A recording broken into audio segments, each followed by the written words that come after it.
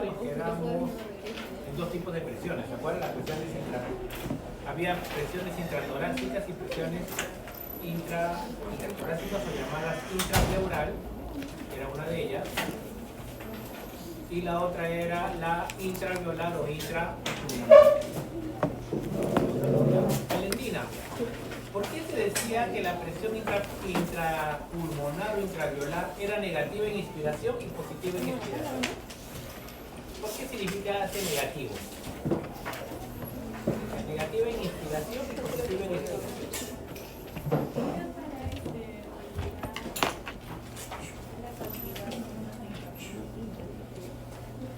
¿Pero por qué se decía negativa?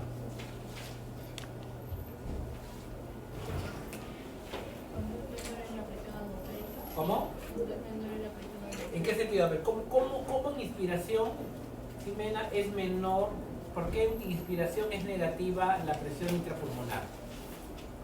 A ver, ¿cómo nos podrías decir?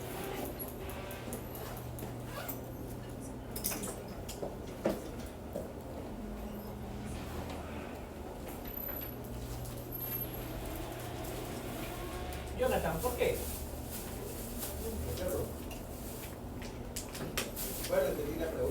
Ya la dije. Sheila, ¿qué opinas tú? ¿Por qué dice que es negativa en inspiración? Dice con relación a la presión atmosférica, dice que sí es cierto, relativo a la presión atmosférica, pero ¿en qué sentido? ¿Cómo es que es negativa? ¿Cómo es negativa en inspiración? ¿Cómo entenderlo?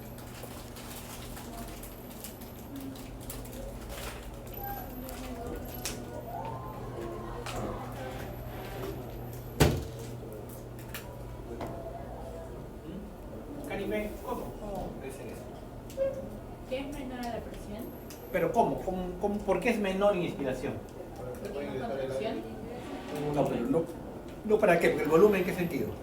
Claro, como dice la ley de Boyle, Ya. sube la presión y baja el volumen. Baja el volumen y sube la presión. Bueno, entonces, ¿cómo sería? Entonces hay más volumen, porque hay más volumen. Ya, entonces, ¿qué pasa con la presión? ¿Es menor a quién? Pues, porque es menor la atmosférica, se dice que es presión negativa. 758, 759, que sea, por eso se dice que es negativa. ¿Y en expiración qué ocurre, señor Rodrigo? ¿En qué? En expiración, ¿qué ocurre? Hay más presión. ¿Por qué? Porque se relaja el diafragma. Ya. Y Entonces, disminuye el volumen. Disminuye el volumen. Entonces, disminuye el volumen y aumenta la presión.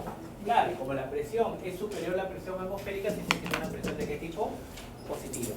Mientras que la presión intraalveolar o intrapulmonar siempre es negativa. Quiere decir que siempre es menor, o sea, menor a 760 milímetros de mercurio. ¿Cuándo ¿cuándo podría perderse esta negatividad? ¿Cuándo la presión intratorácica sería cero? ¿En qué casos?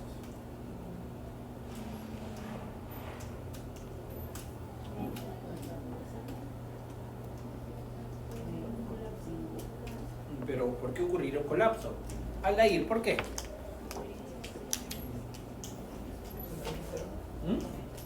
¿Por qué podría ser cero? ¿En qué casos la presión intratorácica sería cero? Si es cero, significa que ya no es negativa, ¿cierto? Nunca va a ser positivo. Pero ¿en qué caso podría ser cero? ¿En qué caso podría ser cero? Ya lo hemos visto en la clase anterior. ¿Pero qué ocurriría en una motora?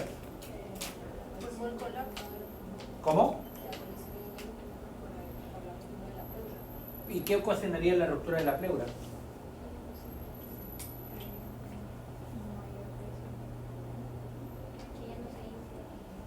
Esa sería la consecuencia. Pero si hay una motora significa que el aire ya ingresaría ¿a dónde? A este espacio. Y si el aire, ¿qué presión tiene? 760. Si es 760 ya es negativo, si no sería cero. Si es cero, perdemos la presión intratorácica. Si perdemos la presión intratorácica, ¿qué ocurre con los pulmones? Colapsan. Entonces, ¿quién evita que los pulmones colapsan? La presión intratorácica, porque es negativa. ¿De acuerdo? Esa es la importancia, y eso lo vimos también nosotros en esta diapositiva, lo vimos ahí, lo revisamos, vimos cómo apareció esa origen, esa negatividad, miren cómo hacen neumotoras, cómo colapsa, y acá viene otro detalle. El otro detalle acá es respecto a los alveolos. Los alveolos, ¿qué hay acá en el alveolo adentro? ¿Qué es esto? No, aquí, ¿qué habrá acá? ¿Qué estado de la materia hay acá? Gaseoso. Gaseoso. ¿De acuerdo? Claro, tú respiras para que el aire llegue acá. O sea, el aire del medio ambiente llega ¿hasta dónde? Hasta los alveolos. Aquí está el epitelio. ¿De acuerdo? Que es los neumocitos tipo 1 y estos son los neumocitos tipo 2. ¿De acuerdo? Entonces acá tenemos este sería la monocapa de epitelio, que es el neumocito tipo 1. Acá tenemos el neumocito tipo 2 que libera ¿qué? La sustancia surfactante, que son como detergentes. Y en la siguiente diapositiva observamos esto. Nuevamente, tenemos el alveolo y ¿qué hay en el centro? Gaseoso, aire. Pero todas las membranas respiratorias como el alveolo tienen que estar irrigados. ¿Con qué? ¿Con qué tipo de vaso sanguíneo? Capilar. ¿Por qué capilares? Para el intercambio. No, pero ¿por qué un capilar y no una arteriola? Porque solamente tiene una sola capa, y si tiene una sola capa, entonces va a haber intercambio gaseoso.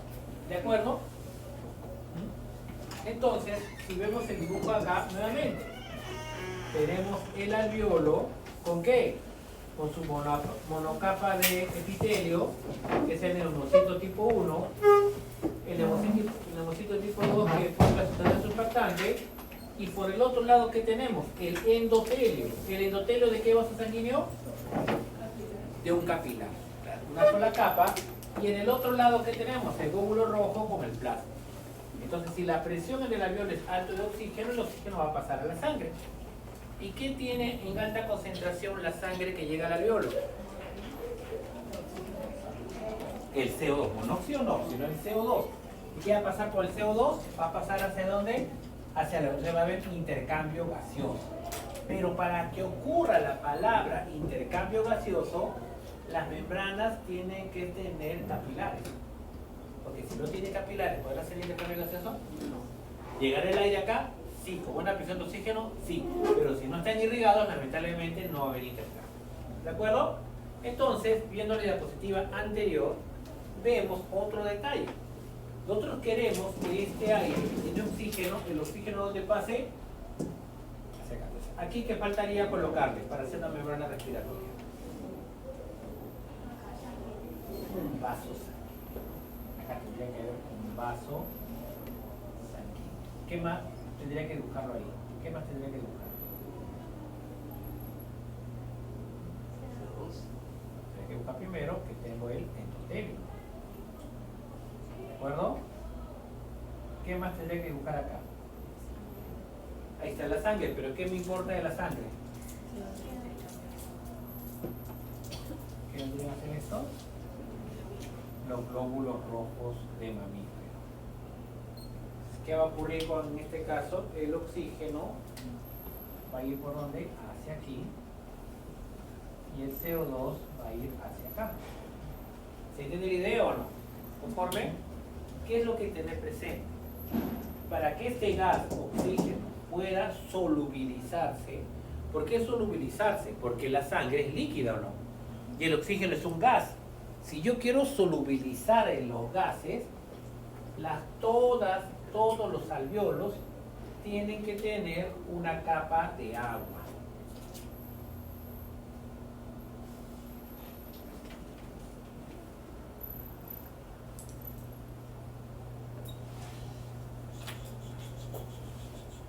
Todas las membranas respiratorias tienen que ser húmedas. No le estoy diciendo que esté lleno de agua. Ronald, ¿qué pasaría si el alveolo estuviera lleno de agua? ¿Podría hacer intercambio gaseoso? No. ¿Por qué? No llega el gas. Si no llega el gas, no hay oxígeno. Si no hay oxígeno, entonces lamentablemente no podría hacer intercambio. Entonces, un edema pulmonar, ¿qué va a ocurrir acá con esta zona? Se va a llenar de líquido. ¿Y habrá intercambio? No, pero ¿es peligroso un edema pulmonar o no? Claro que sí es peligroso un edema pulmonar. Estas son moléculas de agua. Las moléculas de agua, Sheila, imagínense que todos ustedes sean moléculas de agua. Estas son moléculas de agua, moléculas de agua, moléculas de agua y que están alrededor del aire. Las moléculas de agua, ¿cómo se quieren comportar? ¿Querrán unirse entre ustedes o querrán estar separados por el aire? Unirse. Entonces, las moléculas de agua, cuando ven otra molécula de agua, que siempre que quieren juntarse. ¿Y a quién odian? Al aire. Entonces, quieren juntarse. Entonces, si ustedes fueran todas moléculas de agua, ¿qué quisieran todos ustedes? Juntarse. Igualito, si son puras moléculas de agua, ¿qué quieren hacer todas las moléculas de agua? Y cuando se quieren juntar, ¿qué pasa con el alveolo? Colapsa. O sea, si este es un alveolo, todos ustedes tendrían alrededor de ¿dónde? De toda la pared. Cada molécula de agua. ¿Qué querrán ustedes? Juntarse. Si ustedes se quieren juntar los de este lado o de este lado, ¿qué va a pasar con el salón? Colapsa. Y si colapsa, ¿podrá hacer intercambio? Está vascularizado, claro, pero si no hay aire, de nada me vale que esté bien vascularizado. Entonces, eso para evitar o para disminuir esa tensión superficial, para disminuir, no eliminar, sino para disminuir esa tensión superficial, es importante la sustancia surfactante. Entonces, esta es la sustancia surfactante. Miren, como fosfolípidos, tienen carga, positiva y negativa. Entonces, son como cargas, es como que yo le metieran entre ustedes sustancia surfactante. Si yo acá, entre Trinidad y Ronald, pongo una sustancia surfactante aquí y acá pongo otra sustancia surfactante, ¿los tres se podrán unir con mayor facilidad o con mayor dificultad? Con mayor facilidad no, pues si se está alejando alguien. Es alguien que ustedes no quieren que esté. Si yo pongo una persona acá diferente, más bien ustedes no se van a poder unir, porque los estoy separando. Entonces, más que los separa, los repela, los separa. Entonces, este detergente producido por los leucocitos tipo 2, ¿qué es lo que hace sobre la tensión superficial de Sheila? ¿Quiere que ustedes estén más unidos o que disminuya esa unión? Y si disminuye esa unión, cuando todos están alrededor de este alveolo, ¿podrán atraerse con mucha fuerza o con menos fuerza? Entonces, ¿hay más tendencia al colapso o menos tendencia al colapso? Menos. Eso hace la sustancia surfactante, menos tendencia al colapso. O sea, todos los alveolos, ¿qué quieren? Colapsar. Y si todos los alveolos quieren colapsar, ¿el pulmón qué querrá? ¿Hincharse o colapsar? ¿Quién dice hincharse? Hincharse, o sea, que se van grandotes, con agua bastante. O querrán, cuando colocamos los dedos surfactantes, ¿qué querrá? Si cada alveolo tiene tendencia a colapsar, ¿se entiende la idea o no? Todo el pulmón tendrá tendencia a colapsar o a hincharse. Karime, ¿qué dices? No, si todos los alveolos quieren colapsar y el pulmón está lleno de salones que son alveolos, todo el pulmón va a querer colapsar. ¿Quién evita el colapso pulmonar? Claro, en parte la sustancia surfactante le disminuye y hace de que entonces pero quien evita el colapso en general es la presión negativa. ¿De dónde? De la presión intratorácica o intrapleural. ¿De acuerdo? Por eso, en todo animal, ¿tiene sustancia surfactante o no? Sí. Si todo animal tiene sustancia surfactante y si le metemos el cuchillo, si los sustancias surfactantes hicieran un trabajo, ¿este pulmón colapsaría o no colapsaría?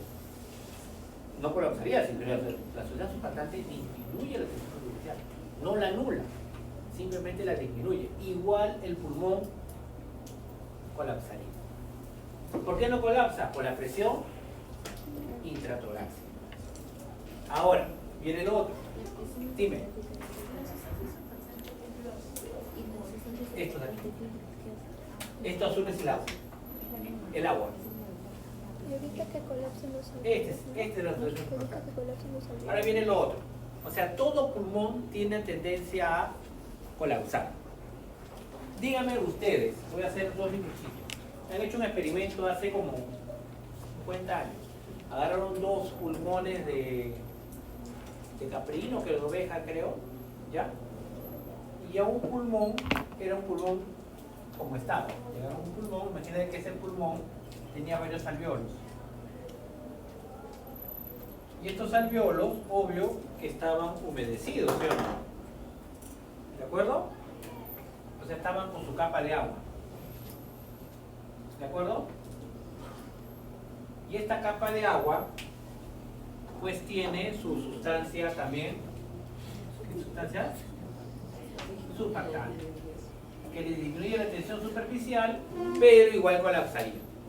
Hicieron otro carnerito, también colocaron acá otro. Pero ¿cuál es la diferencia con el anterior? Igualito, misma edad y todo. Pero este de aquí estaba lleno de agua. Totalmente de agua. O sea, sin aire.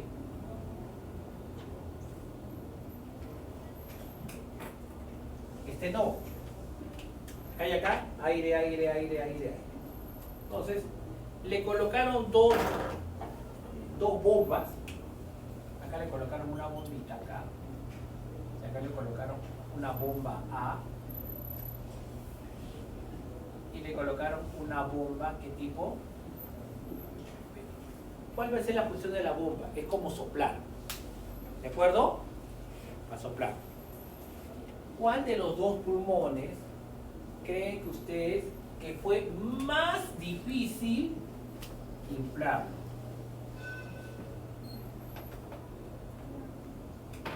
Y vamos a ver la conclusión.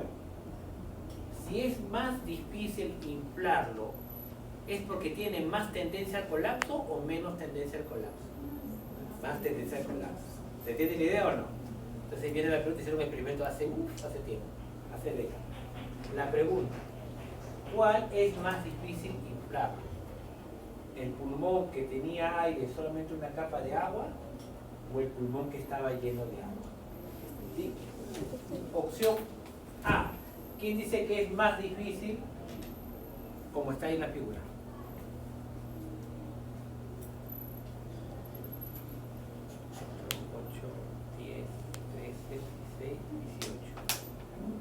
B. 1, 2, 3, 4, 5, 6, 7, 8, 9, 10. 10, ¿ah? ¿Sí ven qué dices tú? ¿Los apoyas o crees que no? ¿Crees que hay trampa? La B. ¿Tú, Sheila? También la B. La mayoría ha dicho que es la B, ¿o no? Tú sabes que en tu corazón por dentro, tú sabes que no es la respuesta. Es la A. ¿Por qué la A? ¿Acá hay tensión superficial? No, si no hay gas. Es solo líquido. Es más difícil inflarlo. Claro, es más difícil. Este es más difícil inflarlo, es solo líquido. La tensión superficial, como hay aire, ¿qué quieren hacer todas estas moléculas de agua? ¿Qué quieren entre ellas? Juntar. Quieren juntar. Entonces seríamos así, no, pero no podemos hacer así porque nosotros no podemos captar que el oxígeno y el aire. Entonces no podemos hacer de esta manera porque si no nos morimos, pues. Porque si no tenemos aire, de que no, ¿cómo vamos a respirar? ¿De acuerdo o no? Inflar. Más difícil inflar es aquel que tiene su capa de agua, la agua. ¿Por qué? Porque está en la tensión superficial. ¿Qué quiere hacer la tensión superficial? Que los alvéolos colapsen. ¿Acá quieren colapsar los alvéolos por tensión superficial? No tienen. Va a querer colapsar porque es tejido elástico. Acá hay un poquito de tejido elástico que quiere colapsar. Por la principal causa de colapso pulmonar siempre va a ser por tensión superficial. Entonces, ¿qué ocurre en los prematuros? ¿Cuáles son las características de un animal prematuro, sean humanos o animales? Bajo peso, ¿sí o no? Bajo peso, no termorregula. Por eso tiene que usar mamá canguro, ¿sí o no? ¿Cómo? Sus órganos no han finalizado. Y uno de los órganos... ¿El corazón habrá finalizado? Sí, se finalizó. Entonces, ¿qué ocurre? No finaliza el pulmón. O sea, ¿qué es lo que ocurre en un animal prematuro? Sus pulmones son inmaduros.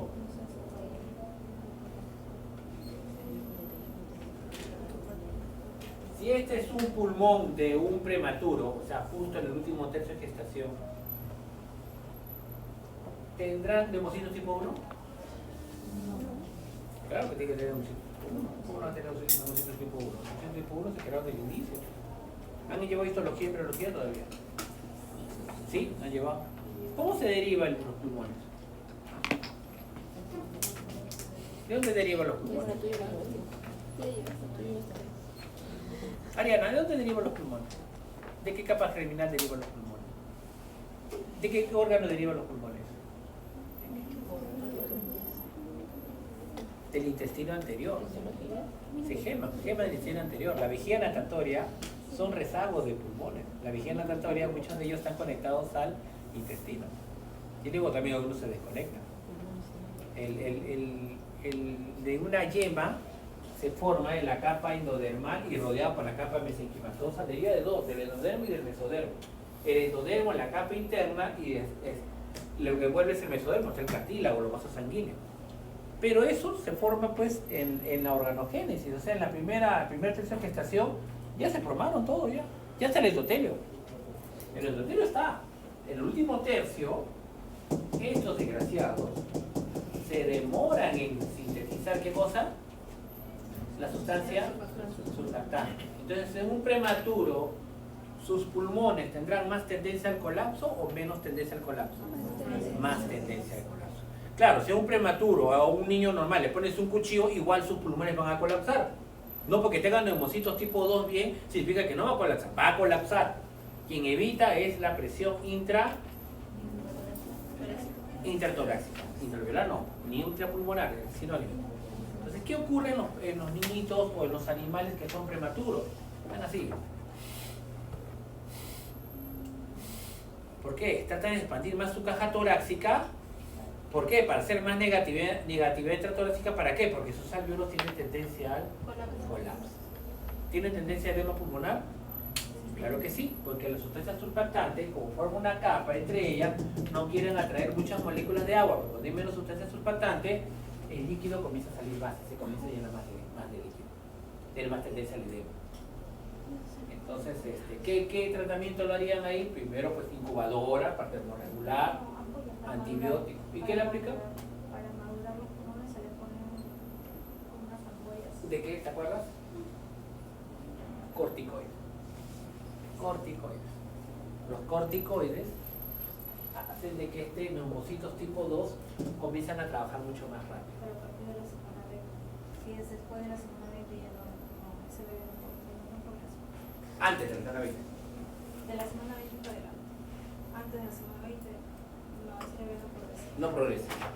No progresa. Ya no sirve, ya, porque definitivamente ya está recontra inmaduro. Pero uno de los problemas del distrés respiratorio es ese. Por menos sustancias surfactantes en los prematuros. Eso es lo que hace. ¿De acuerdo? Entonces ya tenemos ahí alguna pregunta sobre sustancias surfactantes. Lo vieron que biofísica también. Pero lo estamos explicando de una manera más directa, más que valga. Si hay alguna duda en ese momento, ¿no hay?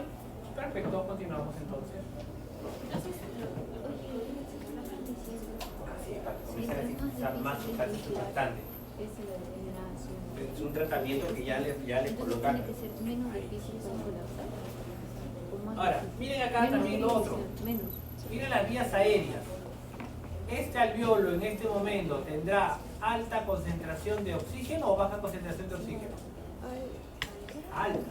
Se viene la sangre venosa y se oxigena y tiene alta concentración de oxígeno o baja concentración de oxígeno.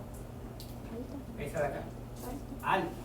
Cuando tiene alta concentración de oxígeno se llama sangre arterial. Cuando tiene baja concentración de oxígeno se llama sangre venosa.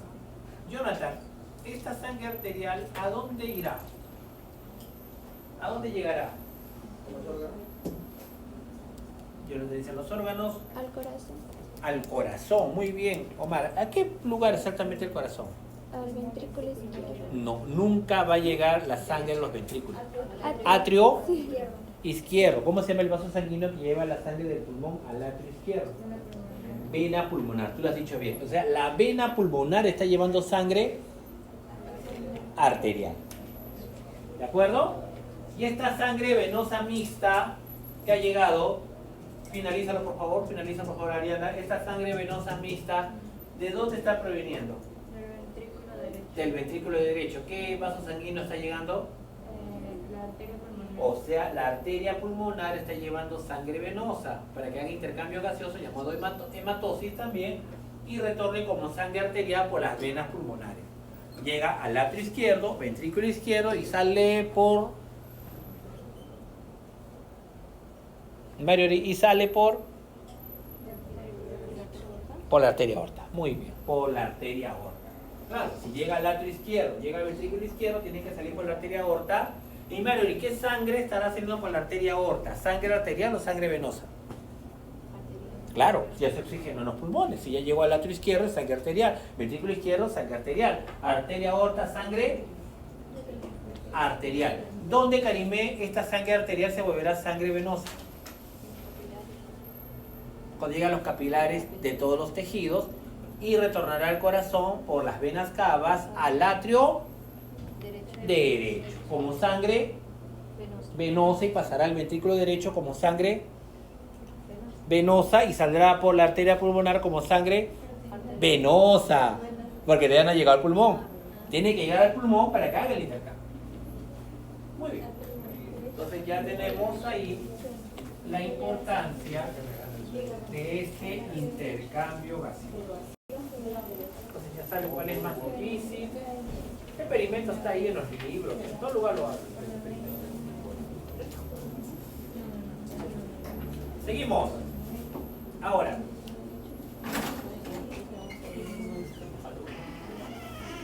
Primero, ya sabemos que los gases se van a movilizarse por difusión. ¿De acuerdo? Nayeli, ¿cómo difunde el oxígeno y cómo difunde el CO2?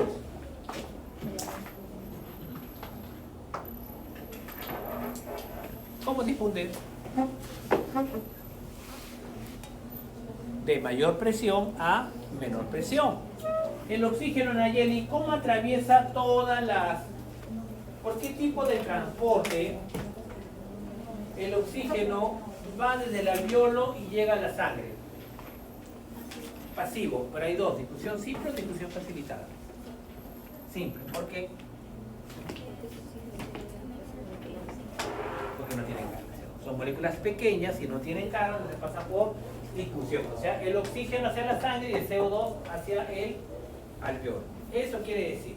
Entonces, ¿qué determina de que haya un mayor o no mayor difusión? Primero, la superficie de intercambio. Claro, si tengo más alveolos, ¿tendré más superficie de intercambio o no? Sí, solo si estos alveolos están vascularizados. Muy bien. Otro, ¿cuál sería? El espesor del intercambio. ¿Qué significa? ¿Este espesor qué debería ser? ¿Lo más grueso o lo menos grueso? Menos grueso, claro. Si fuera menos grueso, entonces es mucho más fácil. Entra acá, entra. Es mucho más fácil que realice el intercambio. ¿En qué caso ustedes creen que este espesor aumente? ¿En qué casos esto se volvería mucho más grueso? Ejemplos.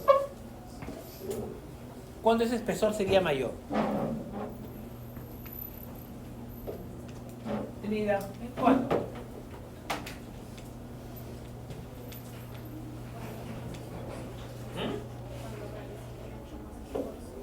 No estamos hablando de espesor. En edema, si hay salida de líquido, va a ser más fácil que pueda atravesar el oxígeno CO2 o más difícil. Otro caso, una respuesta inflamatoria. Si hay una respuesta inflamatoria, ¿qué pasa con esta membrana respiratoria? Engruesa. ¿Favorecerá el intercambio o desfavorece el intercambio? Desfavorece el intercambio. Cuando los fumadores, ¿qué creen que pasa con esa membrana respiratoria? Se engruesa. Claro, se engruesa, claro. Tiene elastasa, proelastasa, destruye proteínas. Y si destruye proteínas, comienza a aumentar el tejido conectivo. Y el tejido conectivo, ¿qué es lo que hace? Que ellos lo obstruye, lo engresa más que todo. Si lo engresa, ¿es más fácil o más difícil? En una neumonía, entonces, ¿qué ocurrirá? Entonces, ¿habrá mayor difusión de gases o menor difusión de gases? A eso yo es lo que quiero llegar. ¿Qué más? Gradiente de presión, claro. Si hay más diferencia de presión del oxígeno, ¿pasará más oxígeno en la sangre o menos oxígeno en la sangre? Si hay más diferencia de presión. ¿Más? Hay más diferencia de presión entre el oxígeno en el alveolo y en la sangre. Si acá tengo más oxígeno que en la sangre, ¿pasará más oxígeno o menos oxígeno? Más. ¿En qué casos esto disminuiría? Ejemplo, cuando el oxígeno sea menor que allá. Un ataque de asma. En un ataque de asma, ¿qué pasa con los bronquiolos? Broncoconstricción. Llegará aire con facilidad a los alveolos. Entonces la presión de oxígeno en los alveolos será alta o baja. Baja porque está mal ventilado. Y si hay menos presión de oxígeno, ¿qué pasará? ¿Pasará más oxígeno o no pasará más oxígeno? Menos oxígeno porque hay menos gradiente de presión. Sí, pero Ronald, ¿has visto las eliminatorias o no has visto las eliminatorias? ¿No te gusta? ¿Sí? ¿Alguien que le gusta las eliminatorias? Las eliminatorias de fútbol que ha habido acá. Nadie, no, nadie. ¿Qué más que ven ustedes nomás? Más listo. ¿Tú sí? ¿Qué pasó? ¿Cómo Bolivia, cómo está ganando sus partidos Bolivia? Por la altura. ¿Qué crees que pasa en la altura? Aparte que tiene otro peso la pelota, ¿sí o no? La pelota es más ligera y, ¿sí o no? A veces el bote es lo malo, ¿sí o no? Muchas veces. ¿Pero qué es lo otro? ¿Qué ocurre en altitud? ¿Hay más moléculas de aire o menos moléculas de aire? Menos moléculas de aire. Y si hay menos moléculas de aire, voy a dibujarlo con rojo, las moléculas de oxígeno. Acá habrá más moléculas de oxígeno, acá habrá un poquito menos moléculas de oxígeno, acá habrá menos moléculas de oxígeno y acá habrá menos moléculas de oxígeno. Cuando lleguen ellos, cada uno, a sus alveolos correspondientes, ¿de acuerdo? Bueno, pero no lo hemos polarizado. Sí, tienes razón, no lo vascularicé, ¿ya? Pero imagínense que los otros están vascularizados. ¿Dónde habrá más moléculas de oxígeno? Porque me importa el oxígeno. ¿Dónde habrá? Será 1, 2, 3, 4 igual acá, 1, 2, 3, 4 igual acá, 1, 2, 3, 4 igual acá, 1, 2, 3, 4 igual, o cambiaré algo. Acá habrá menos, acá habrá mucho menos y acá habrá mucho menos moléculas de oxígeno. Y si acá hay menos moléculas de oxígeno, ¿cómo estará la gradiente de presión? ¿Mayor o menor? Menor. Entonces, ¿la sangre se va a oxigenar mejor o no? Entonces, ¿qué pasa en la altura? La sangre está con menos concentración de oxígeno. ¿Y qué haría como mecanismo compensatorio ese animal o esa persona? Hiperventila. Esa es de manera aguda. Y de manera crónica, en una semana, ¿crees que siga usted en una semana así? Comienza a respirar menos veces, pero con mayor profundidad. Y otro cambio más que ocurre a la semana.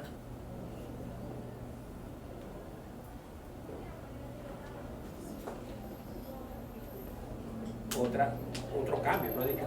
Un cambio para tratar de compensar.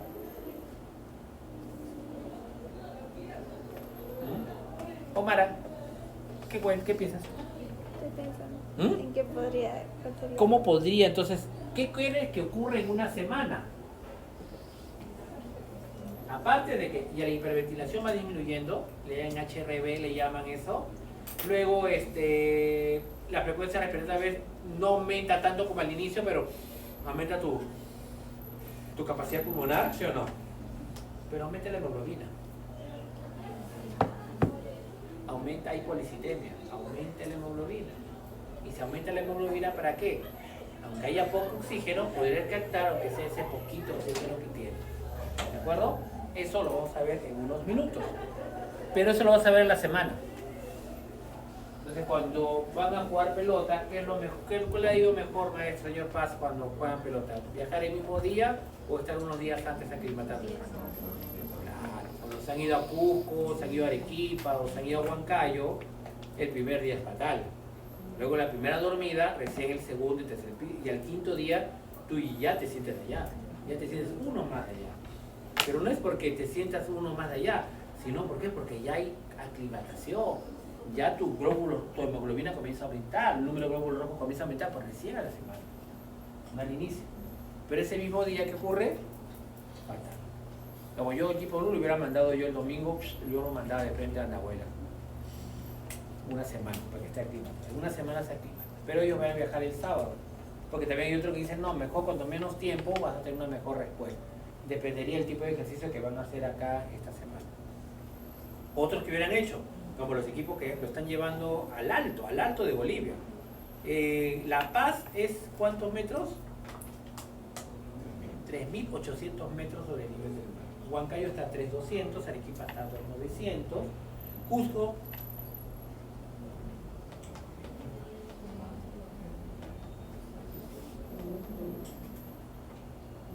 si va con su familia tienen que saber también, le llega ahí y ya no regresa, compras doble pasaje por las puras porque no regresa, ha pasado, no es broma.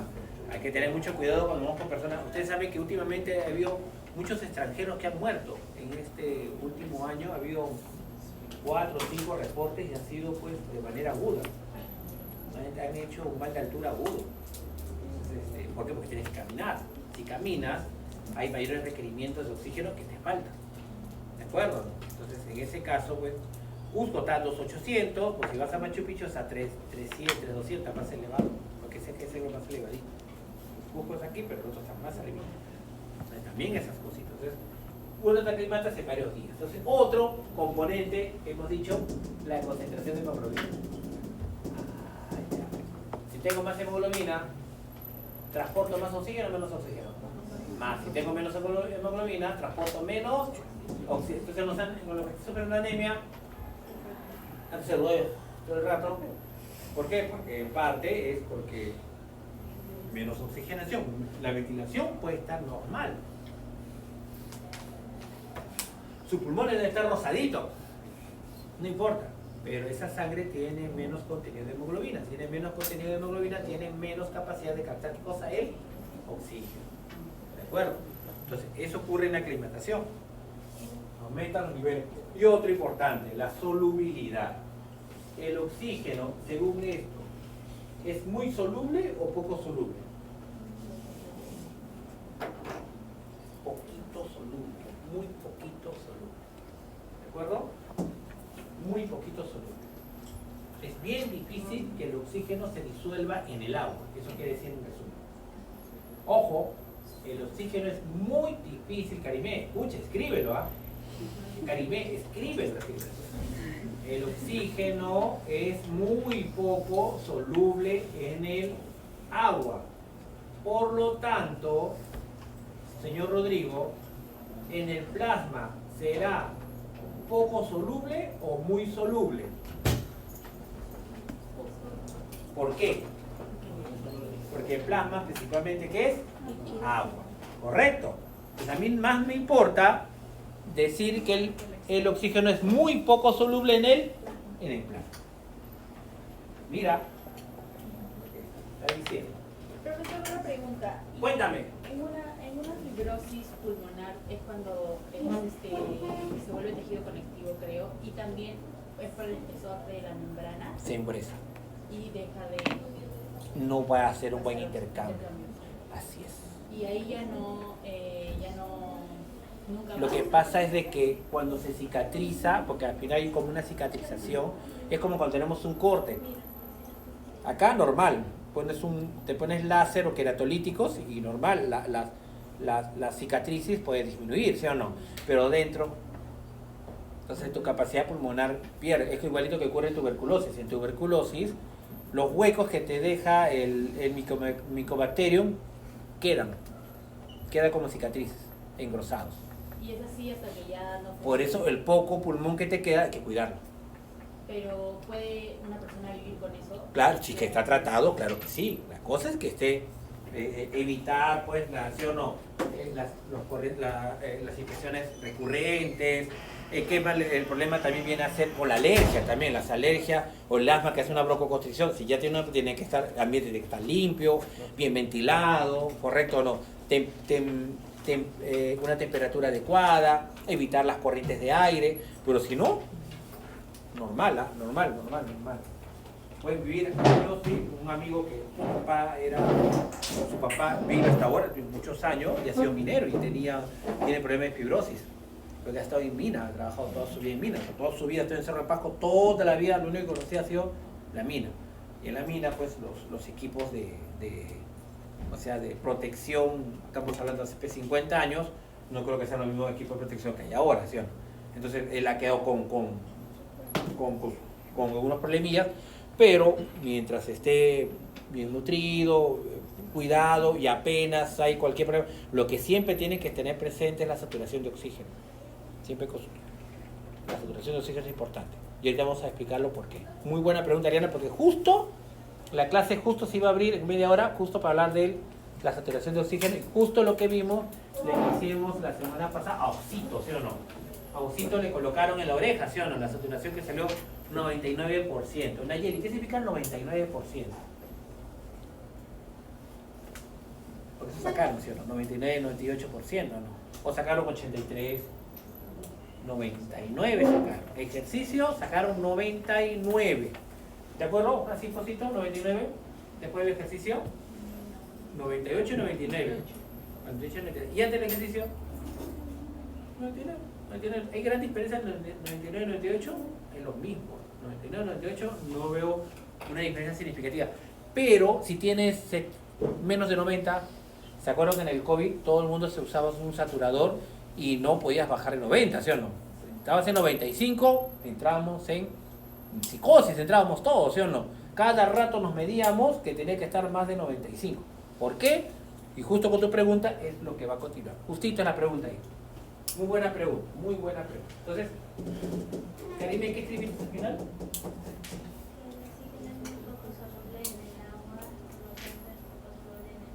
Muy poco, muy poco. El quitarle es un muy. Es muy poco, es muy poco. No va a cambiar nada, es muy poco. Si tú dices poco, poco en el otro. Si es muy poco, yo pondría muy poco. Ahora les presento a la hemoglobina. Valentina, ¿por qué crees que llaman hemoglobina?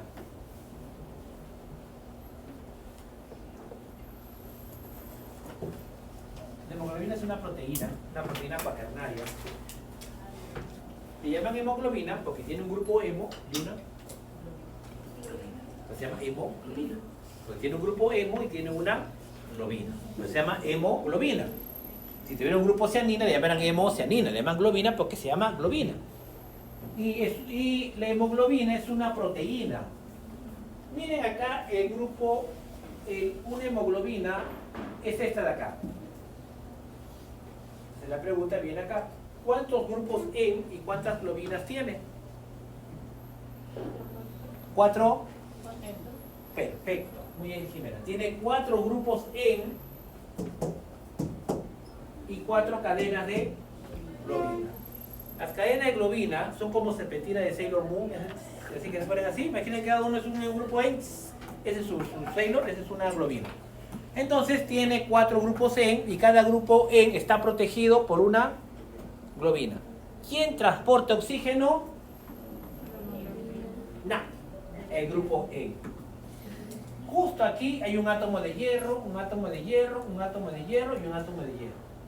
En cada grupo hemo hay solamente un átomo de hierro. Y donde se une el oxígeno es al átomo de hierro del grupo hemo. Por lo tanto, señor Paz, una hemoglobina, ¿cuántas moléculas de oxígeno puede transportar como máximo?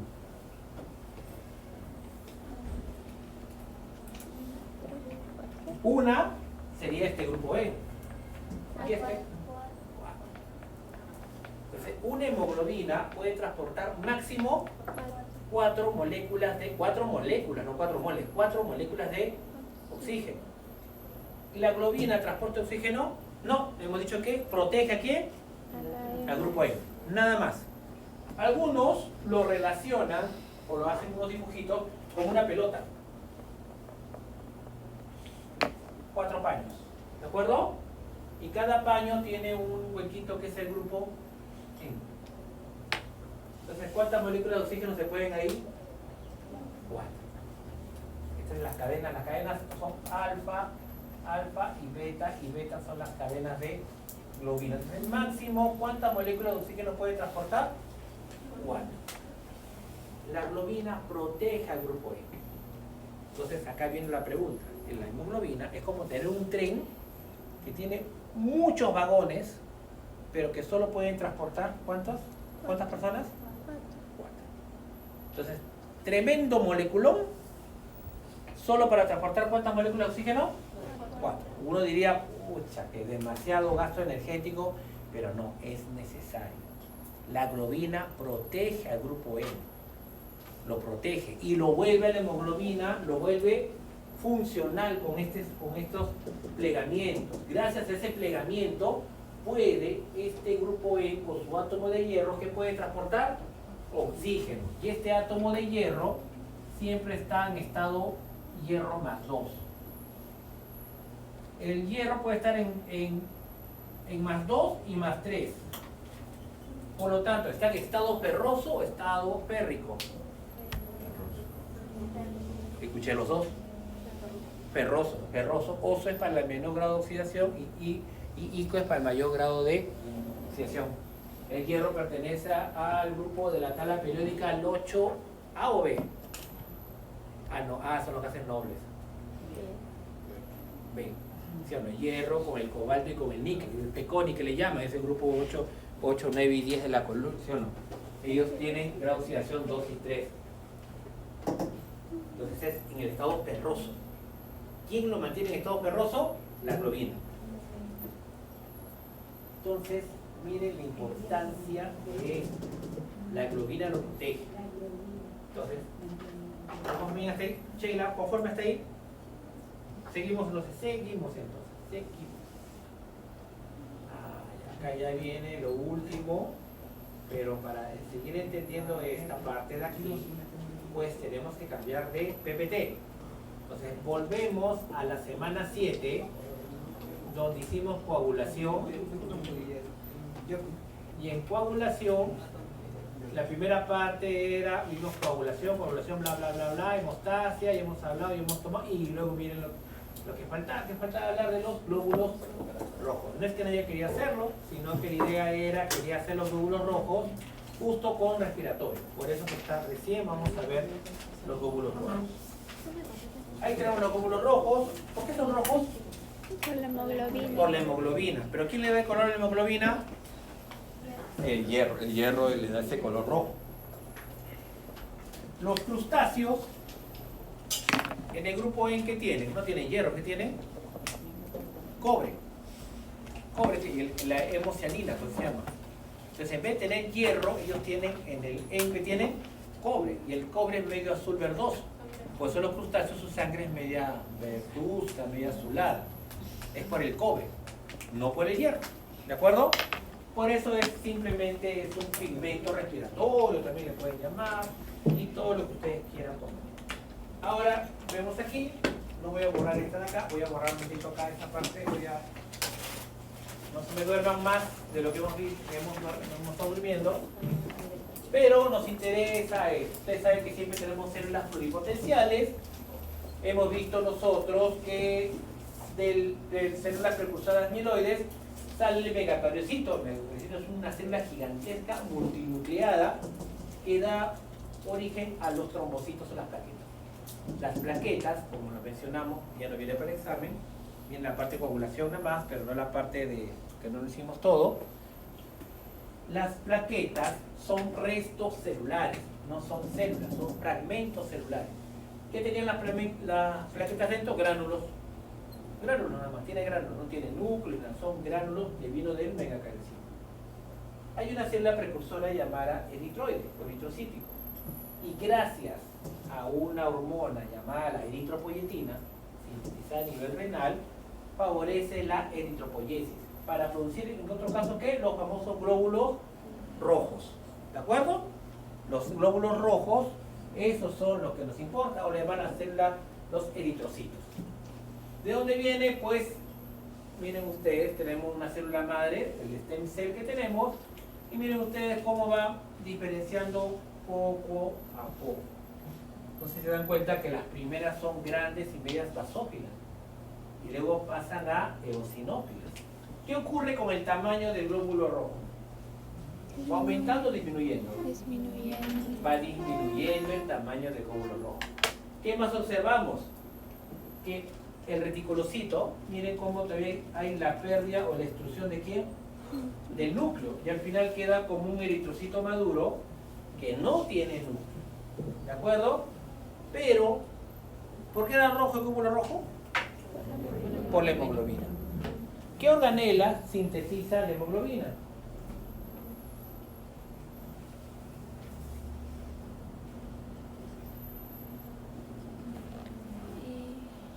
El retículo endoplasmático rugoso, los ribosomas, están relacionados con la síntesis de proteínas. Entonces, ellos van a sintetizar con el aparato de Golgi. ¿Qué van a sintetizar? La hemoglobina. O sea, la hemoglobina se comienza a producir por acá. Pero si al final, miren, acá hay uno que se llama reticulocito. ¿Qué se llama reticulocito? Reticulocito significa que todas las organelas que tenía y el núcleo lo va a perder la célula. Entonces, si pierde todas las organelas, ¿una organela es el retículo endoplasmático o no? ¿Una organela no es el aparato de Golgi o no? Claro, no son los ribosomas que tienen ahí. Y si pierdo las organelas, y cuando llego a glóbulo rojo maduro, ¿podré sintetizar hemoglobina? Ya no, porque no tengo organelas. O sea, el día que sale el glóbulo rojo a circulación es el día de su muerte. Porque ya no puede repararse, ya no puede sintetizar proteína. Con lo que nace, vive. Cuando se le agota lo que tiene, se muere. ¿De acuerdo? O sea, su primer día útil es su primer día de ya para cuenta regresiva. No se puede reparar, no puede multiplicarse, no puede regenerarse, no puede producir enzimas, nada. Ya con lo que nació, termina su vida. Por eso tiene un tiempo de vida. Pero el glóbulo rojo que hay adentro, casi 99% que creen que hay dentro del glóbulo rojo. Hemoglobina. ¿De acuerdo? La síntesis, aparecerá por aquí, gracias a la eritropoyetina, que por eso cuando hay insuficiencia renal, cuando hay un daño a nivel renal, ¿qué pasará con los niveles de eritropoyetina? ¿Aumenta o disminuye? Disminuye. Entonces va de la mano también con anemia. ¿Por qué? Porque no tienes la hormona. La hormona eritropoyetina no tiene. Tienes la hormona eritropoyetina, entonces no puedes sintetizar la cantidad de glóbulos rojos que tú necesitas. ¿De acuerdo? ¿Conforme? ¿Estamos de acuerdo? Perdiendo. No, por favor. No vayas al túnel. No vayas. Acá tenemos, miren, el glóbulo rojo horrorizado. Lo tenemos ahí. Forma bicóncava en casi todas las especies de mamíferos. En los camélidos son más pequeñitos y esféricos. En los camélidos, pero generalmente tiene la forma cóncava. Puede ver pues anemias microcíticas, normocíticas o macrocíticas. Eso no lo vamos a ver ahorita, pero miren, acá tiene glóbulos rojos más grandes de lo normal. Entonces, en una anemia macrocítica que tiene glóbulos rojos más grandes de lo normal, ¿cuándo ocurrirá que tengan más glóbulos rojos más grandes de lo normal? ¿O son glóbulos rojos maduros o inmaduros? Inmaduros. Inmaduros, con una desviación a la izquierda, lo que lo llaman. Eso lo van a ver ya en otros cursos. ¿De acuerdo o no? Este es un clásico. Miren la forma bicóncava. Si tiene la forma bicóncava, ¿tiene exceso de superficie o defecto de superficie?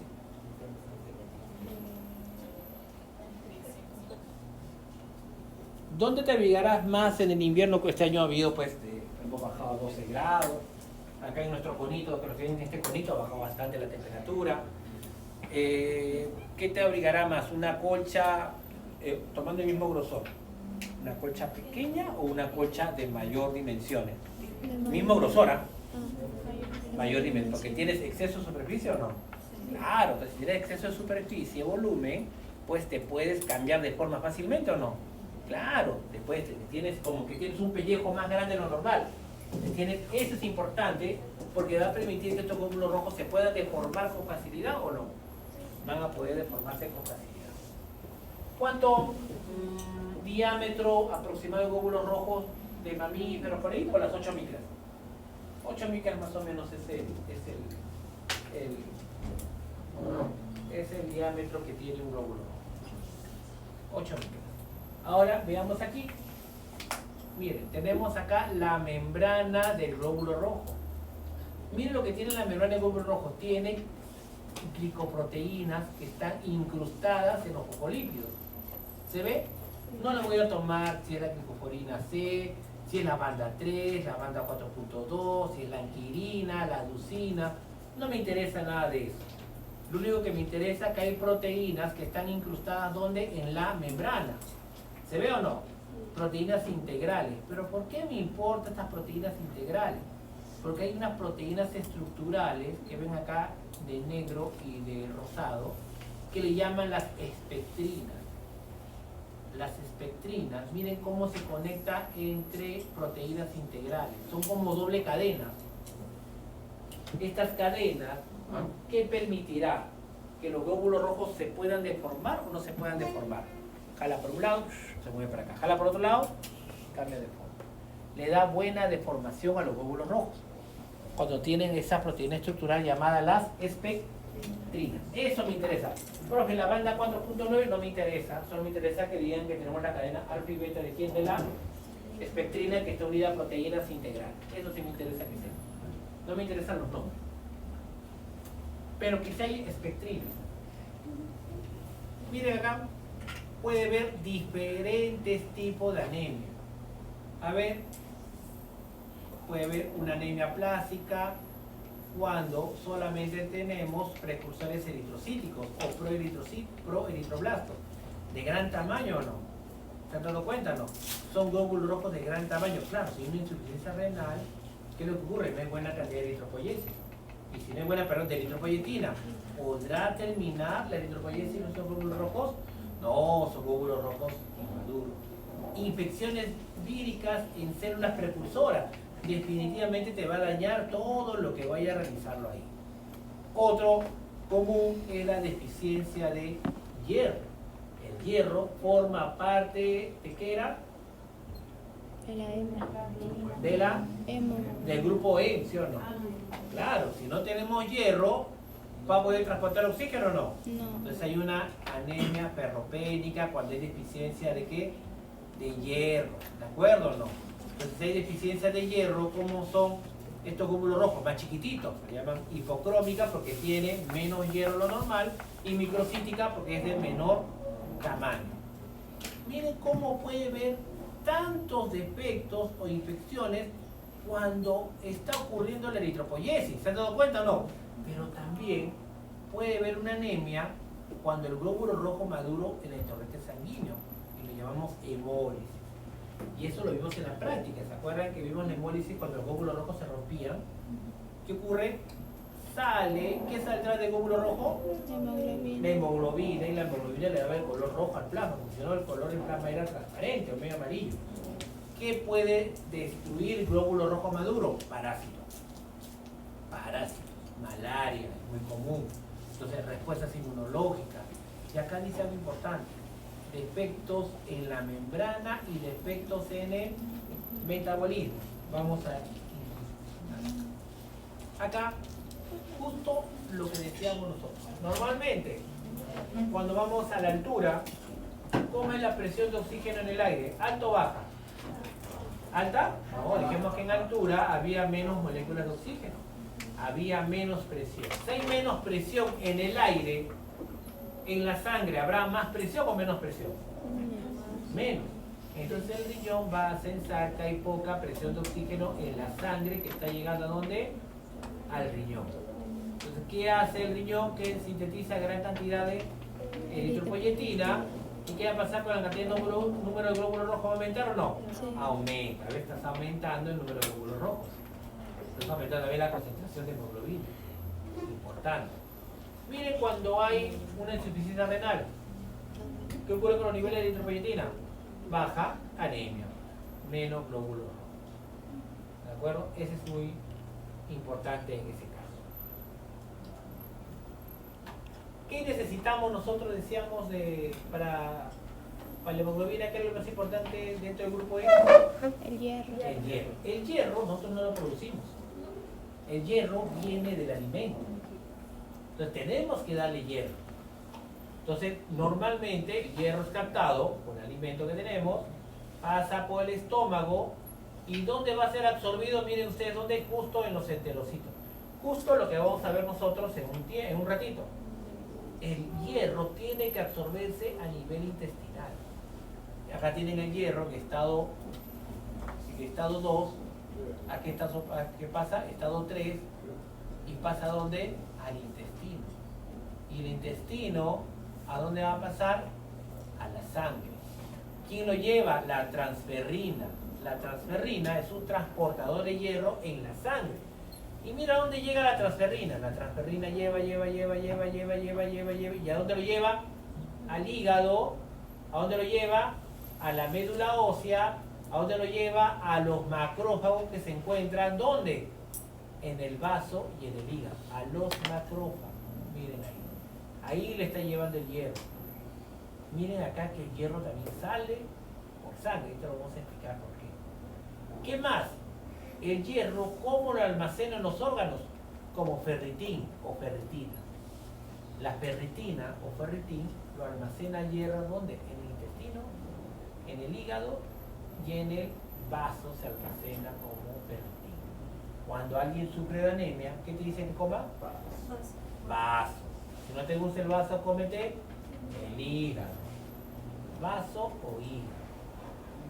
Por eso no puedo comer el intestino como chocholita, ¿ves? Ahí. Sí, podrías ahí, por la cantidad de hierro que va a haber acá es poco. ¿Por qué? Porque el intestino, ¿cuánto tiempo creen ustedes que se descama el intestino? Un enterocito, ¿en cuánto tiempo se desprende? ¿Cuántos días?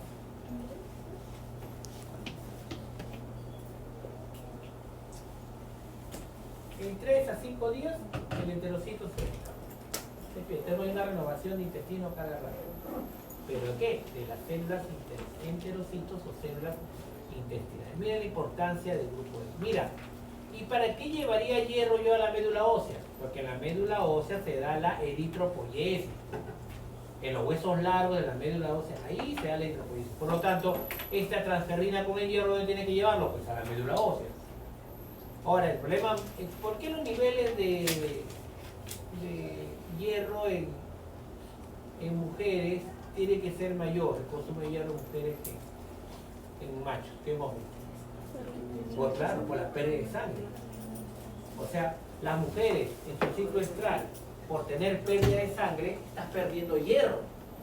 Los hombres, como no tienen ciclo estral, no pierden el hierro. Entonces las mujeres tienen que tener un mayor consumo de hierro, mucho mayor que el de los hombres.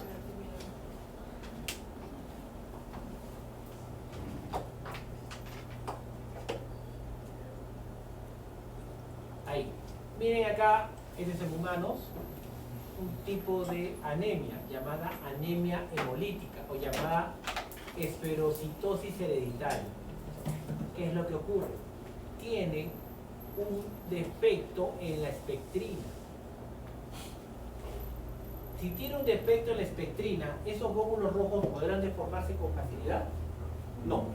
Si no pueden deformar con facilidad, ¿qué quiere decir? Que cada vez que pase por capilares muy chiquititos, va a ir perdiendo restos de membrana celular. Va a perder el exceso de volumen, de superficie que tenía. ¿Se acuerdan? Decíamos que tenía exceso de superficie por la forma bicóncava. Y al último, ¿cómo quedará? Como una esfera. La esfera es la menor superficie y volumen que existe. La esfera. Entonces, esos se llaman esferocitos. Son captados ¿por quién? Por los macrófagos del vaso. ¿Y qué hace? Lo engloba, lo fagocita. Pero, ¿por qué? ¿Por qué los engloba? La siguiente diapo. La siguiente diapo nos va a ayudar. Esa pregunta vamos a hacerle un ratito porque tenemos que llegar a 2 diapos después. Mejor seguimos.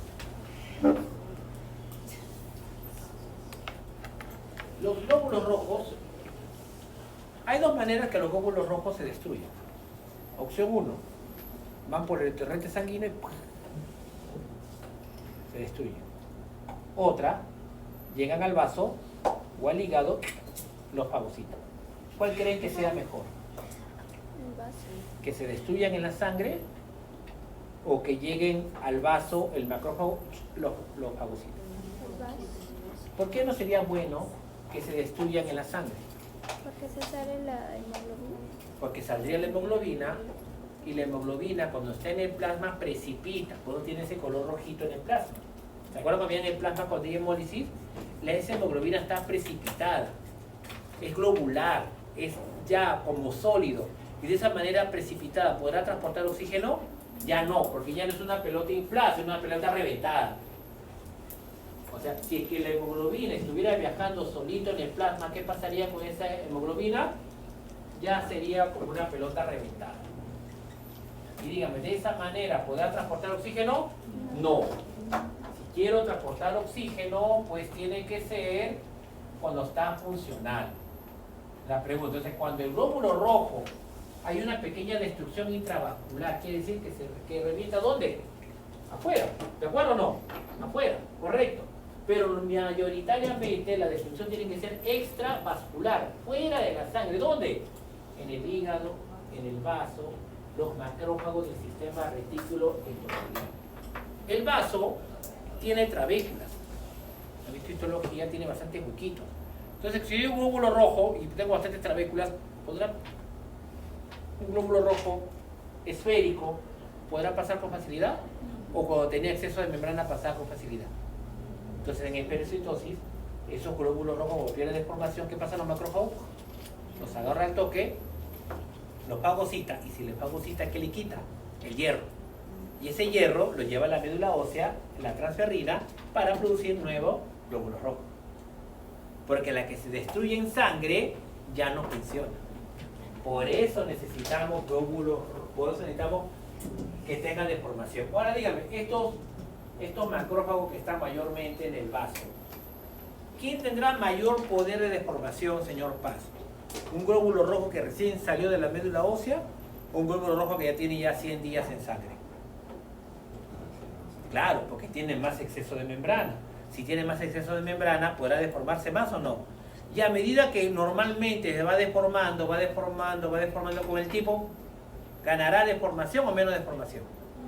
Y si tiene menos, es atrapado. ¿Y qué pasa? ¿Qué hacen los fagocitos? Los macrófagos, los fagocitos.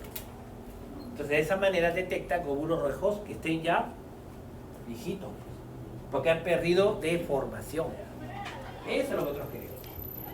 Por ahí es importante esto de aquí. Esa deformación es importante.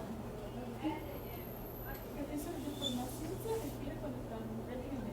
Cuando puede cambiar de forma y viajar por los vasos sanguíneos muy chiquititos, por los capilares.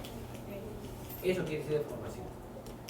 Miren cómo los glóbulos rojos mueren. También tienen un tiempo de vida. Y se acuerdan que en las células era apoptosis, la muerte celular, los glóbulos rojos se llaman eriptosis.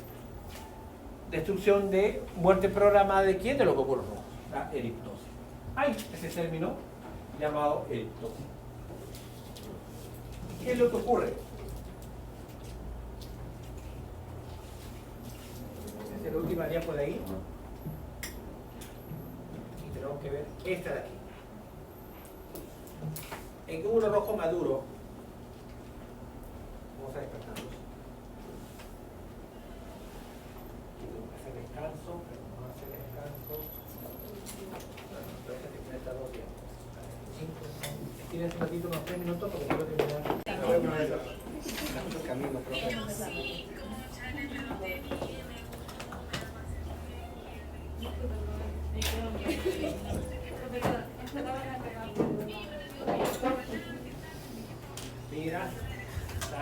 mira y exacto.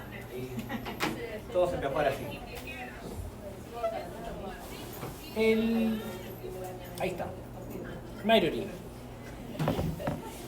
El glóbulo rojo maduro tiene organelas. Sí. No tiene, no. Habíamos dicho que el glóbulo rojo, cuando estaba en el torrente sanguíneo, ya había perdido todas sus organelas y no tenía el núcleo. Con lo que nacía, ya quedaba de por vida, ¿de acuerdo o no? Entonces viene la otra pregunta. Valentina va a responder la siguiente pregunta. Valentina, el glóbulo rojo maduro, el que está en el torrente sanguíneo, ¿tendrá mitocondrias?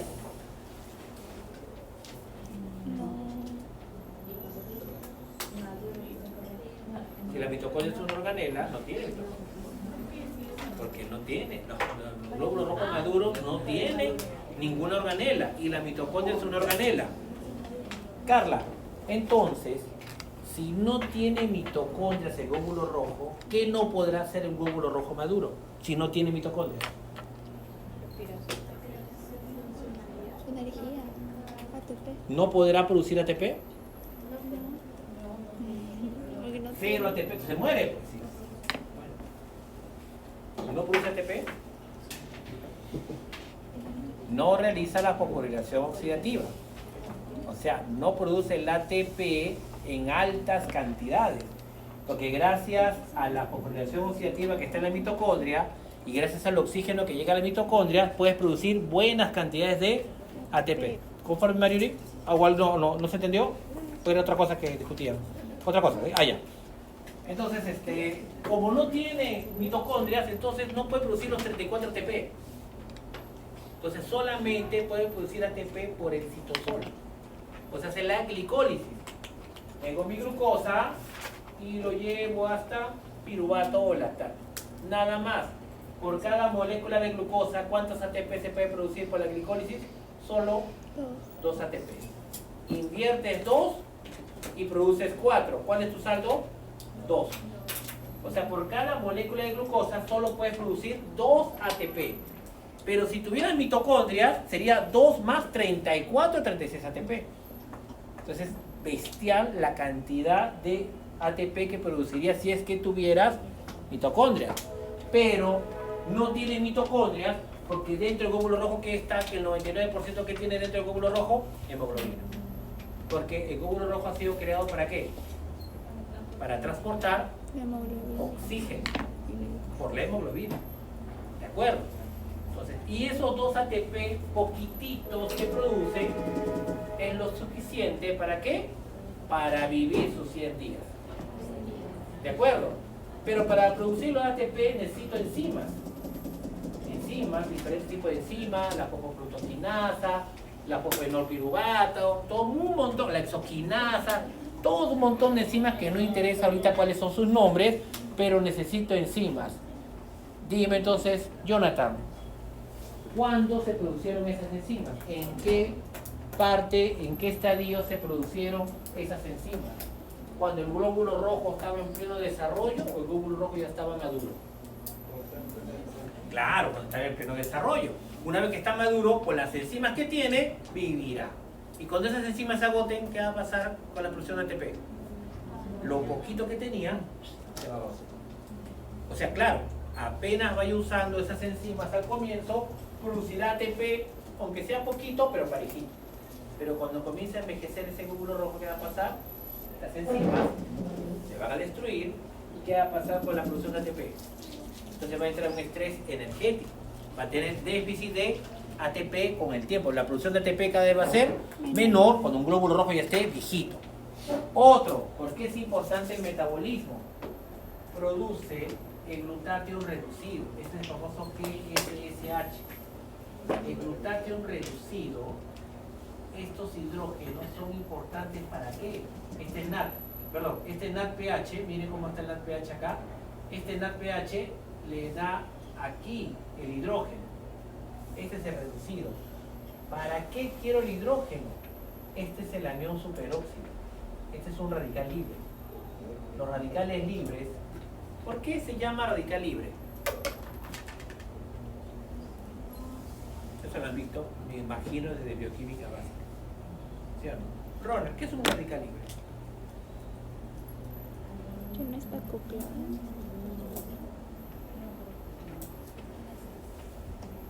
Arianas, radical libre.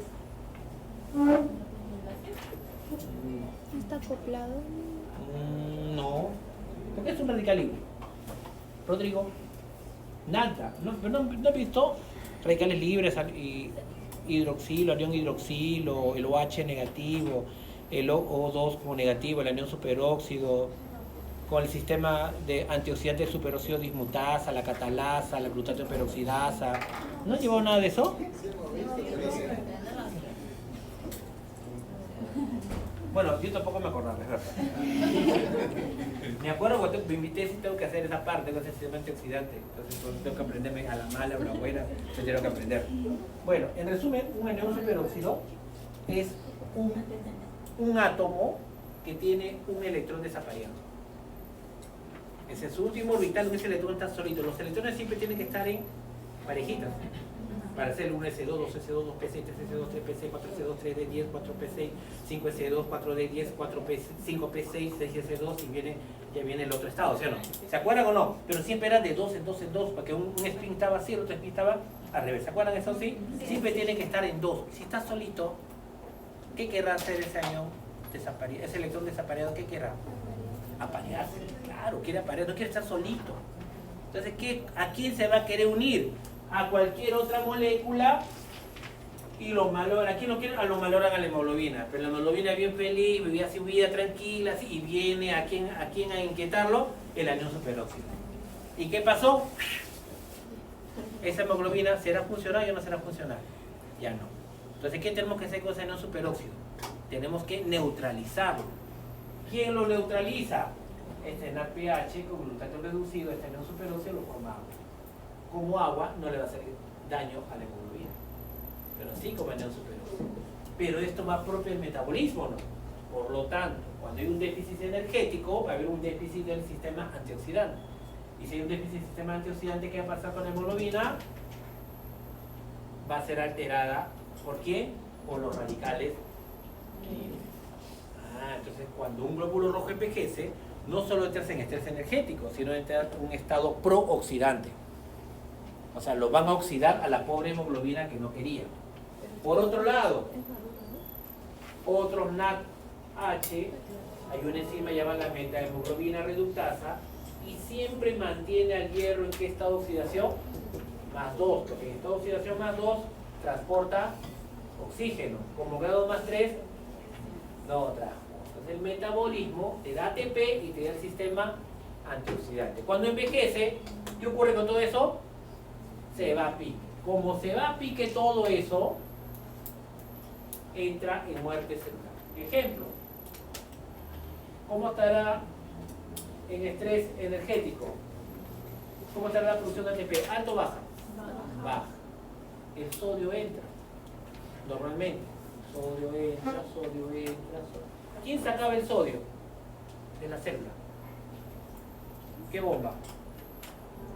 La bomba de sodio, potasio, ATPasa. Gracias a la bomba de sodio, potasio, ATPasa, sacas el sodio. Entonces, ¿qué ocurre? El sodio se comienza a acumular. ¿Quién más entra? El calcio. Y que la bomba de calcio, como hay poco ATP, no puede trabajar. ¿Qué pasa con la concentración de calcio dentro de la célula? Comienza a aumentar. Sodio empieza a aumentar. Comienza a entrar agua. Si aumenta la concentración de calcio, es señal de apoptosis, como en toda célula. Señal de apoptosis, ¿qué ocurre? Se degrada y destruye al mismo glóbulo rojo. Otro, cuando entra en apoptosis, externalizan un fosfolípido, igualito que en las plaquetas. La membrana de no procoagulante a membrana coagulante era porque un fosfolípido que estaba en la cara interna, ¿se acuerdan que salía? La famosa fosfatidilcerina, igualito acá. El glóbulo rojo, la fosfatidilcerina está en la cara interna, escondida.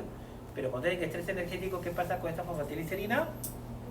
Sale. ¿Y quién crees que lo reconoce la fosfatidilcerina? Los macrófagos del vaso. Pero fosfatidilcerina, fagocito, te destruye. Claro, la trae y lo mata.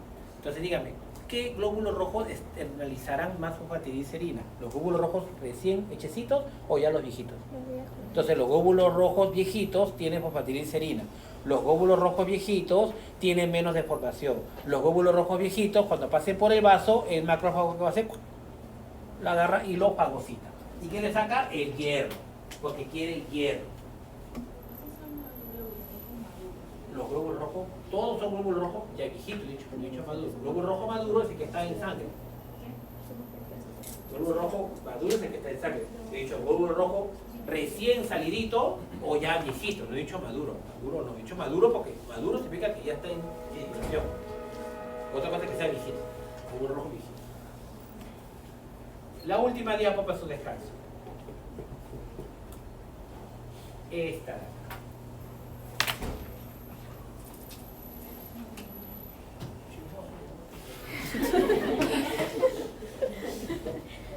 Ya sabes lo que es. Una pololeada que tenía, no.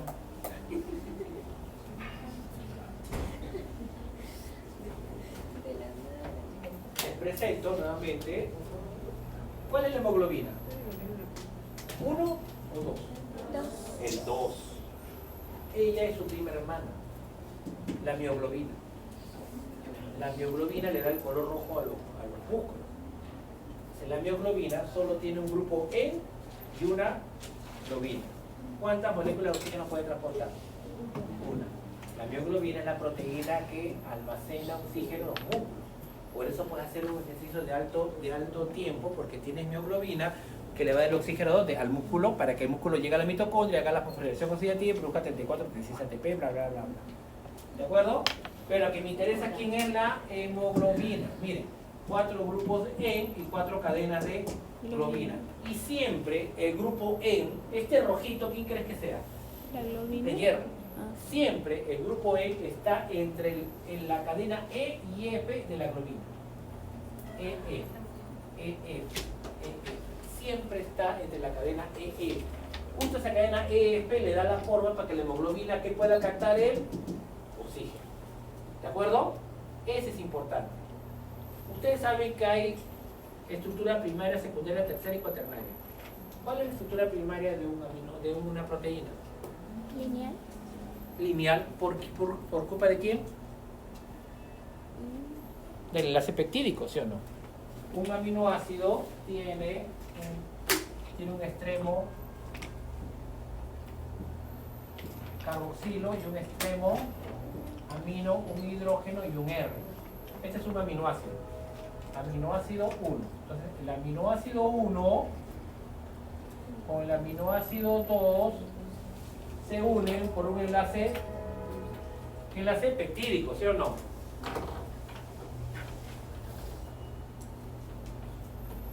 Este es el enlace peptídico. Y el aminoácido 2 con el aminoácido 3, ¿con qué se une? Con otro enlace peptídico. Y el 3 con el 4, con enlace peptídico. 3, 4, 5. ¿Cómo es el peptídico? Acá viene otro NH3, carbono, COH, H y un R, se unen los dos, pierden una molécula de agua y forman el famoso enlace peptídico. Esta es la estructura primaria, que son enlaces peptídicos. ¿De acuerdo? ¿Cuál es la estructura secundaria? Hay dos formas de estructura secundaria. ¿Cuáles son? Alfa. La beta plegada y el alfa hélice. ¿Sí o no? Es como que tú tienes 1 centímetro y ¿qué haces? Como hacerlo como serpentina. Esto le haces así. Alfa hélice. Me perdí. Aminoácido 1, aminoácido 2, aminoácido 3, aminoácido 4, aminoácido 5, aminoácido 6, 7, aminoácido 8, aminoácido 9, aminoácido... ¿Se entiende o no? O sea, la cinta, una cinta es estructura primaria. Si esa cinta lo haces así, como esos que juegan de lado a lado, ¿cierto? Que esos que hacen así, que juegan así, ¿esa qué estructura sería? Secundaria. Secundaria. Si esta estructura secundaria la comienzo a plegar, así como cuando juegan con los aros, lo haces plegar por enlace subhidrilo, por azufre. Gracias a ello, tú lo puedes tener curvado así. Lo puedes curvar allá. ¿Esa es la estructura de qué tipo? Terciaria. Entonces, estos plegamientos, ¿por qué estructura es? ¿O la primaria, secundaria o terciaria? Terciaria. Por los enlaces de subhidrilo.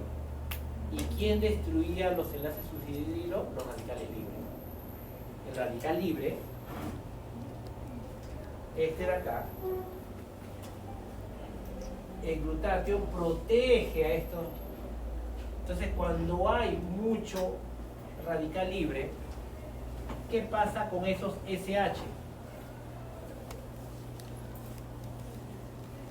Se rompe. Y si se rompe, ¿qué pasa con la cadena E y F?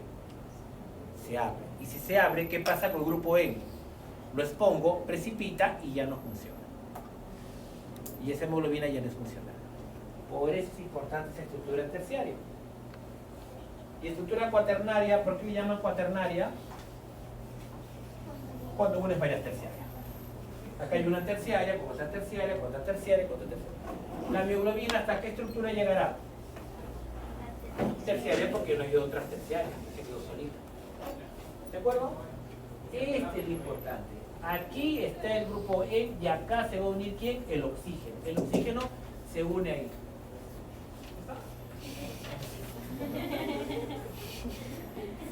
Están anotadas. Ah, sí, te caen ahí F. Sí. Aminoácido histidina, histidina, ¿de cuál? El aminoácido histidina, no me interesa, pues me interesa como una raqueta. Esas dos raquetas, ¿a quién lo estabiliza? Al grupo E. Este es el oxígeno. Diatómico, una molécula. Ahí se une. Es un enlace llamado de oxigenación, es un enlace débil. No es un enlace covalente. Si fuera covalente, agarré el oxígeno y nunca lo soltaría. Tiene que captarlo y luego tiene que solo transportarlo y dejarlo. Entonces, el glóbulo rojo, ¿qué hay dentro del glóbulo rojo? Hemoglobina. ¿De acuerdo o no? Entonces, el glóbulo rojo, si rompemos al glóbulo rojo, ¿quién transporta oxígeno? ¿El glóbulo rojo o la hemoglobina que está dentro del glóbulo rojo? Entonces, ¿para qué me sirve la membrana? Mejor la rompemos. Si rompemos un glóbulo rojo, ¿qué pasa con la hemoglobina? Precipita. ¿Sí o no? Hemólisis.